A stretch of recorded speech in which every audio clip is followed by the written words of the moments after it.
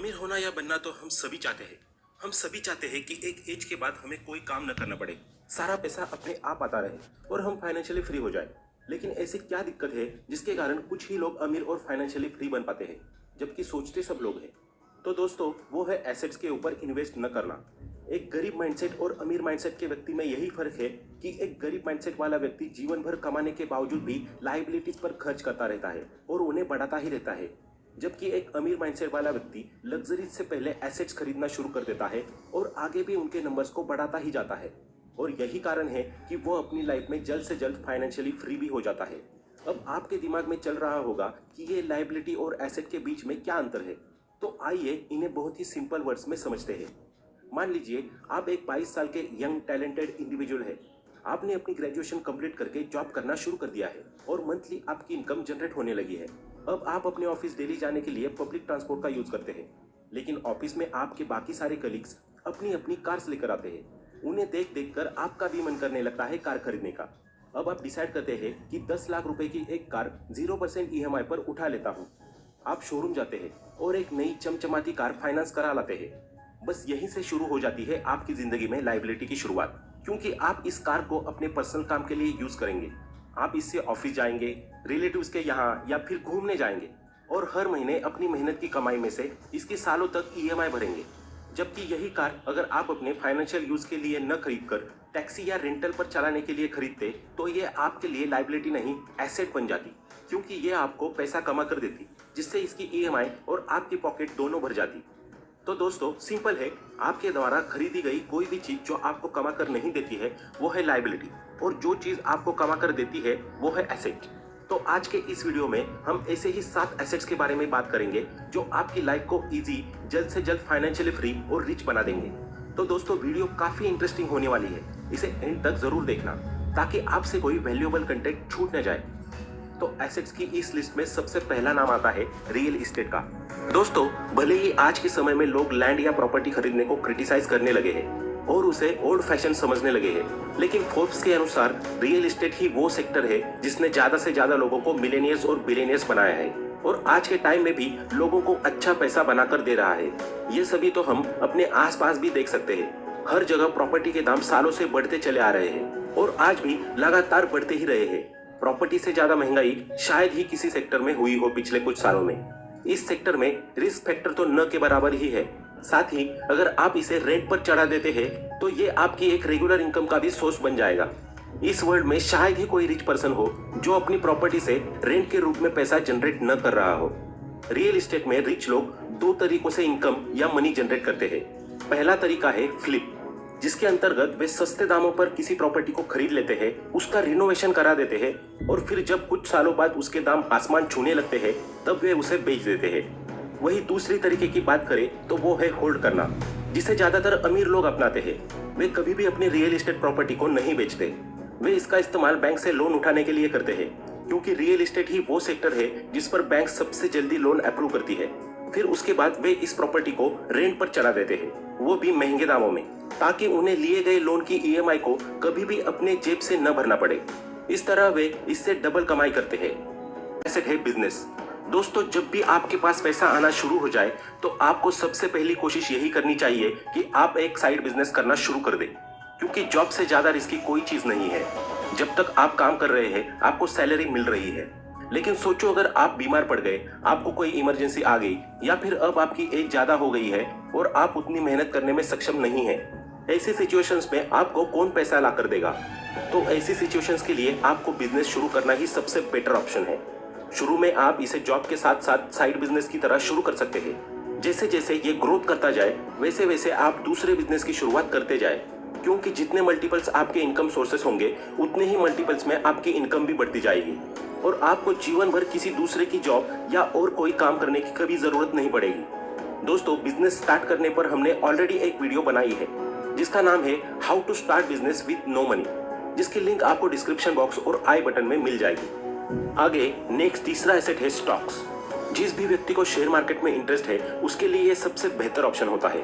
अपनी नॉलेज और एनालिसिस का इस्तेमाल करके वो शेयर मार्केट से बहुत अच्छे पैसे कमा सकता है और बहुत सारे लोग कमा भी रहे हैं। जाने माने इन्वेस्टर पीटर लिंच कहते हैं कि शेयर मार्केट में हर साल एक आदमी के लिए भी कम से कम 2 से 3 ऐसी अपॉर्चुनिटी आती है जहां से वो अच्छा पैसा बना सकता है। फिर एक शेयर मार्केट के जानकार व्यक्ति के लिए तो बात ही क्या है। लोग अपने आसपास की चीजों को देखकर आसानी से समझ सकते हैं कि उन्हें कब कौन सी कंपनी के शेयर खरीदने चाहिए।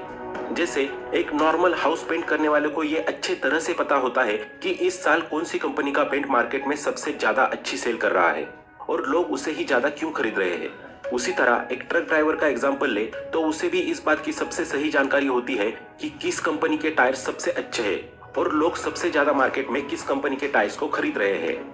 मगर प्रॉब्लम ये है कि ज्यादातर लोग अपनी फील्ड को छोड़कर जिसमें उनकी एक्सपर्टीज है उसके अलावा बाकी सारे सेक्टर्स के शेयर खरीदने की कोशिश करते हैं और यही वजह है कि शेयर मार्केट में ज्यादातर लोगों का पैसा डूब जाता है और लोग कहना शुरू कर देते हैं कि शेयर मार्केट बहुत रिस्की है, जबकि सच्चाई ये है कि लोग अपनी नॉलेज और एक्सपर्टीज का इस्तेमाल ढंग से नहीं करते। लेकिन दोस्तों, अगर आपके पास स्टॉक मार्केट का बिल्कुल नॉलेज नहीं है तो आप सिंपल इंडेक्स फंड में भी इन्वेस्ट कर सकते हैं, क्योंकि इसके अंतर्गत हमेशा ही टॉप कंपनीज रहती है, जिसके कारण आपको एक अच्छा रिटर्न मिल जाता है और आपका रिस्क फैक्टर भी न के बराबर हो जाता है।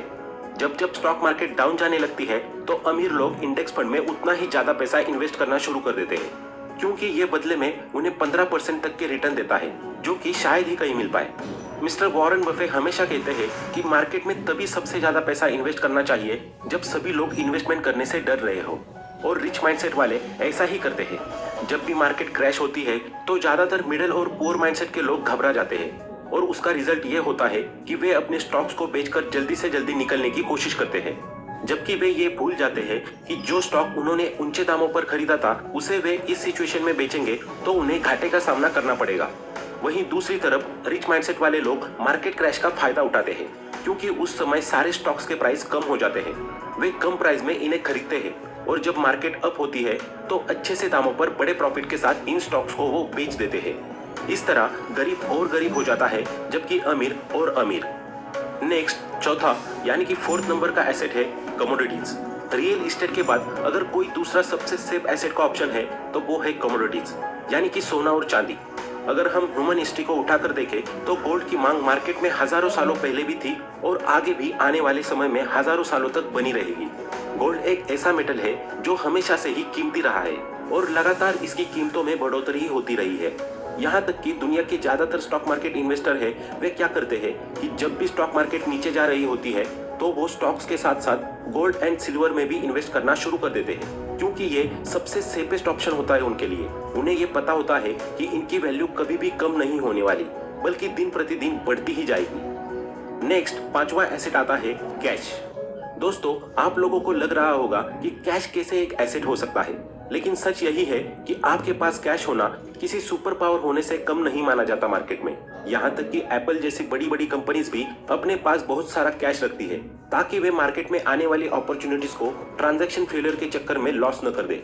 उनकी कोशिश यही रहती है कि जब भी कोई अच्छी या बेहतर अपॉर्चुनिटी आए तो वो उसे जल्दी से जल्दी अपने अंडर कर ले, एक फास्ट ट्रांजैक्शन यानी कि कैश पेमेंट का यूज करके।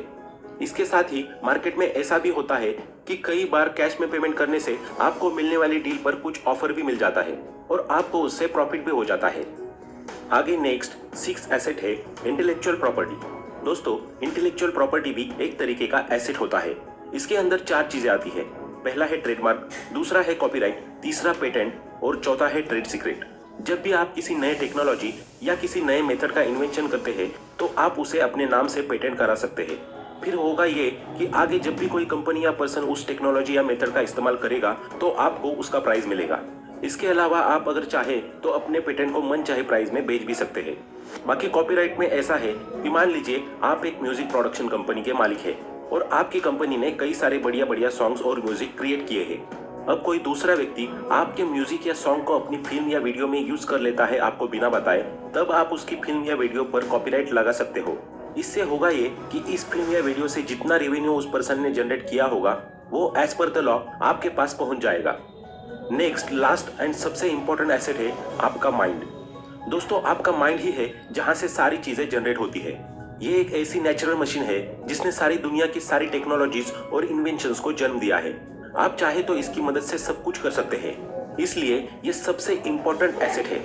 इसके लिए जरूरी है आप समय समय पर नॉलेज गेन करते रहे और नई नई स्किल्स को सीखते रहे। अगर आप मेंटली स्ट्रांग है तो आप दुनिया के किसी भी कोने में जाकर पैसा बना सकते हैं और अपना खुद का एम्पायर खड़ा कर सकते हैं। माइंड से जुड़ी ही एक चीज है माइंडसेट। यही है जो आपको अमीर या गरीब बनाता है। आपकी जैसी सोच होती है, आप जिस प्रकार के थॉट्स से एग्री करते हैं, आप लाइफ में भी उन्हीं के अनुसार सारे डिसीजंस लेते हैं। फिर चाहे वो डिसीजंस आपके करियर को लेकर हो या फिर इन्वेस्टमेंट को लेकर। अमीर बनने के लिए सबसे पहली शर्त यही है कि आपको अपने माइंडसेट को नेगेटिव और बंद नहीं बल्कि पॉजिटिव और ओपन बनाना पड़ेगा। इस दुनिया में जितने भी बिलियनियर्स हुए हैं, आज तक उन्होंने सबसे पहले एक ही चीज पर काम किया है और वो है अपनी थिंकिंग और थॉट्स पर। क्योंकि कोई भी चीज हो, सबसे पहले आपको उसका विचार यानी कि थॉट ही आता है, बाद में आप उसे इम्प्लीमेंट करते हैं। इसलिए सबसे पहले आपको अपना माइंडसेट बदलना होगा और ये सोचना शुरू करना होगा कि आप भी अमीर और फाइनेंशियली फ्री पर्सन बन सकते हैं। उसके बाद आती है इम्प्लीमेंटेशन की बारी, जिसमें आपको अपनी सिचुएशन, नॉलेज और मार्केट का एनालिसिस करते हुए वो तरीका निकालना होगा जिससे आप एक सक्सेसफुल, रिच और जल्दी से जल्दी एक फाइनेंशियली फ्री पर्सन बन सके। आप चाहे तो इसके लिए वॉरेन बफे, बिल गेट जैसे सक्सेसफुल लोगों की लाइफ स्टोरीज का सहारा ले सकते हैं और उनसे बहुत कुछ सीख सकते हैं। तो दोस्तों, आज के इस वीडियो में इतना ही। आशा करता हूँ कि